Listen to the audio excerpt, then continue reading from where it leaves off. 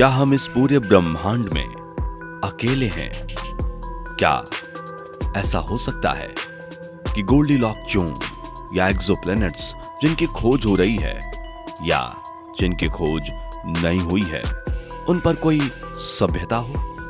और यह भी सवाल है कि क्या यह सभ्यता हमसे फ्रेंडली होंगी या ये सभ्यताएं हमारे खिलाफ होंगी?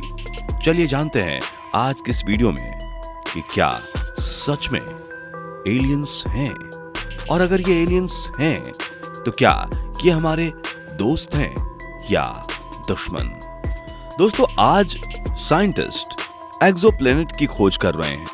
उनका मानना है कि हमारे धरती के अलावा इस ब्रह्मांड में, न केवल इस पूरे ब्रह्मांड में बल्कि हमारी गैलेक्सी, जहां मिल्की वे में भी कई ऐसे ग्रह हो सकते हैं जहां जीवन मौजूद हो।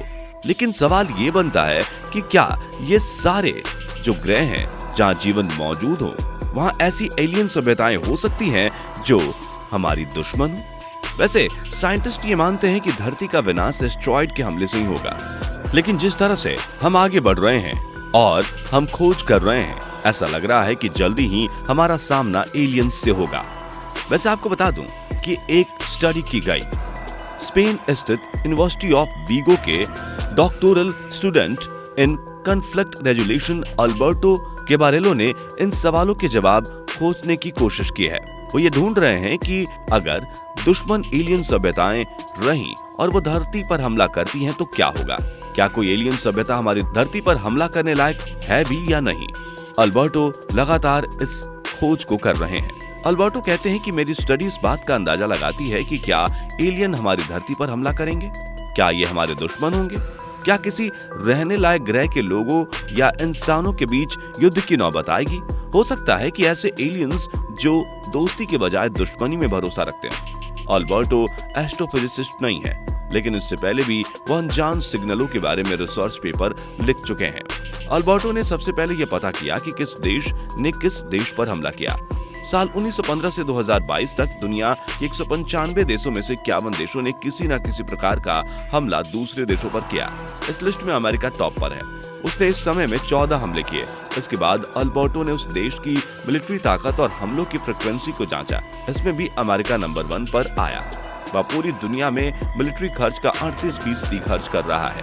अल्बर्टो ने देखा कि 1915 से 2022 तक जितने हमले एक दूसरे पर धरती के अन्य देशों ने किए हैं, उन्हें देखकर लगता है कि एलियंस खुद धरती पर हमला करेंगे, क्योंकि इंसान किसी एलियन सभ्यता पर हमला करे इसकी संभावना 0.028% है, क्योंकि इंसान अब भी अंतरिक्ष में लंबी यात्राएं करने में सक्षम नहीं है। अभी जो तकनीक है इसके हिसाब से लगता है कि इंसान को तेजी से अंतरिक्ष में यात्रा करने के लिए 259 साल तक लगेंगे। यह गणना इंसान के ऊर्जा खपत पर आधारित है, जिसे उन्होंने कार्दाशेव स्केल पर गणना करके बताया है। अल्बर्टो ने यह भी कहा है कि इंसान कभी भी अंतरिक्ष में किसी अन्य एलियन सभ्यता या ग्रह पर हमला नहीं कर पाएगा, क्योंकि हमें टाइप 1 यानी कि इंटरस्टेलर बनने में अभी 259 साल लगेंगे। हमारी आकाश गंगा में कई रहने लायक ग्रह हो सकते हैं। हो सकता है कि उन पर कोई सभ्यता भी रह रही हो। साल 2012 में एक स्टडी में वैज्ञानिकों ने अनुमान लगाया था कि हमारी आकाश गंगा में 15,785 एलियन सभ्यताएं हैं जो इंसान के साथ संपर्क साधना चाहती हैं।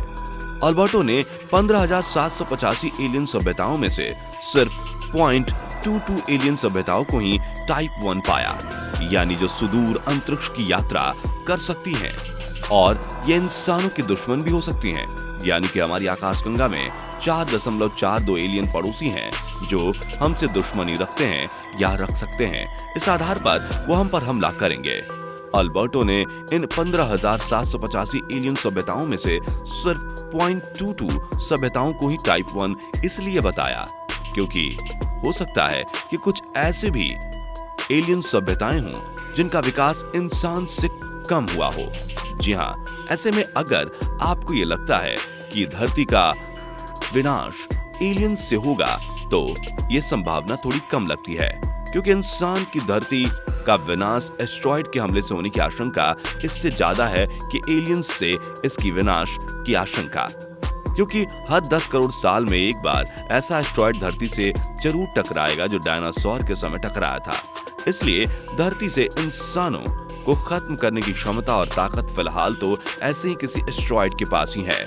और एलियंस की अगर हम बात करें तो ये एलियंस कब पहुंचेंगे हमारे धरती पर, ये भी जानकारी नहीं है। दोस्तों, हमारे ब्रह्मांड में कितनी जगह जीवन होगा और वह भी बुद्धिमान जीवन, यह पता लगाना बहुत ही मुश्किल काम है। हाल ही में एस्ट्रोफिजिक्स जर्नल में प्रकाशित नॉटिंघम यूनिवर्सिटी के शोधकर्ताओं की एक शोध प्रकाशित हुई, जिनमें उन्होंने एक अलग ही तरह का तरीका अपनाया।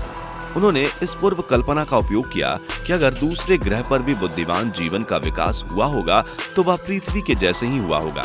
इसके आधार पर उन्होंने गणना करते हुए अनुमान लगाया कि हमारी गैलेक्सी मिल्की वे में ही कितनी बुद्धिमान जीवन सभ्यताएं हो सकती हैं। उनकी गणना के अनुसार हमारी गैलेक्सी में ही कम से कम 30 सक्रिय संचार करने वाले बुद्धिमान सभ्यताओं का अस्तित्व होना चाहिए। अध्ययन को समझाते हुए नॉटिंघम यूनिवर्सिटी के एस्ट्रोफिजिक्स के प्रोफेसर क्रिस्टोफर कॉन्सेलाइस ने कहा कि हमारी गैलेक्सी में ही कम से कम कुछ दर्जन सक्रिय सभ्यताएं होनी चाहिए। अगर यह मानकर चला जाए कि किसी ग्रह पर बुद्धिमान जीवन पनपने के लिए 5 अरब साल का समय लगता है, कॉन्सेलाइस के अनुसार यह विचार इवोल्यूशन पर आधारित है, लेकिन अंतरिक्ष पैमाने पर है। हम इस गणना को एस्ट्रोबायोलॉजिकल कॉपरनिकन लिमिट कहते हैं। इस शोध के प्रथम लेखक टॉम वेस्टवे ने बताया कि बुद्धिमान सभ्यताओं की संख्या के अनुमान लगाने की शास्त्रीय पद्धति जीवन संबंधी मानों के अनुमान पर निर्भर करती है, लेकिन इस मामले में अलग अलग विचार हैं। हमारे अध्ययन ने अवधारणाओं का नया आंकड़े के आधार पर सरलीकरण किया है। इससे हमें गैलेक्सी में सभ्यताओं की संख्या का एक ठोस अनुमान मिल सका है। वहीं कई एंशिएंट एस्ट्रोनॉट थियरिस्ट मानते हैं कि शुरू से ही एलियंस हमारी धरती पर आते रहे हैं, लेकिन आज तक हमले की बात नहीं हुई। लेकिन अगर ऐसा कुछ होता है, कुछ एलियंस की नजर हमारी धरती पर टेढ़ी होती है, तो भविष्य में हो सकता है कि एलियंस हम पर हमला करें, क्योंकि इस दुनिया में अगर अच्छे लोग हैं तो बुरे लोग भी हो सकते हैं। और अगर ये नियम अंतरिक्ष पर भी लागू हुआ तो हो सकता है कि हमारी धरती पर एलियंस का हमला हो। इसके बारे में आपके क्या विचार हैं, आप कमेंट करके हमें बताइए। जाते जाते चैनल को सब्सक्राइब नहीं किया तो सब्सक्राइब करके बेल आइकन दबाना मत भूलिए।